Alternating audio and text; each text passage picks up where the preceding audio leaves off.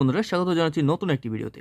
আজকে আমি আপনাকে দেখাবো আপনি যদি ChatGPT ইউজার হয়ে থাকেন তাহলে এই ভিডিওটি সম্পূর্ণ আপনাকে দেখতেই হবে।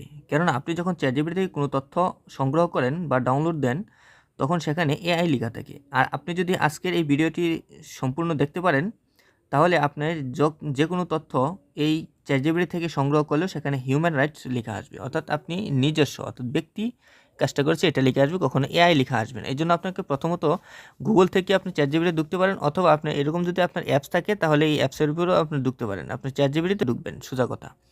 তারপরে যে ডান পাশে দেখতে পাচ্ছেন, বাম পাশে দেখতে পাচ্ছেন 2 লাইন, জাস্ট এই 2 লাইনের উপর একটা ট্যাপ করবেন। তারপর নিচে দেখতে পাচ্ছেন যে আপনার প্রোফাইল, এই প্রোফাইলের উপর একটা ট্যাপ করে দিবেন। সো বন্ধুরা, প্রোফাইলের উপর ট্যাপ করার পরে যে প্রথম যে অপশনটা দেখতে পাচ্ছেন পার্সোনালাইজ, জাস্ট এখানে একটা ট্যাপ দিবেন।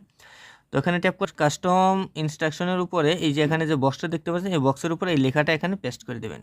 আপনাদেরকে এই লেখাটা নেওয়ার জন্য আপনি চাইলে এখান থেকে স্ক্রিনশট নিতে পারেন, অথবা আমি এটা ডেসক্রিপশন বক্সে দিয়ে দেবো, সেখান থেকে আপনি কপি করে এভাবে আপনি এটা দিয়ে দিবেন। তারপর এই যে এখানে দেখতে পাচ্ছেন যে একটা অ্যারো টিক মার্ক আছে, জাস্ট টিক মার্কটা উঠিয়ে দেবেন, তাহলে আপনার কাজটা কমপ্লিট হয়ে যাবে।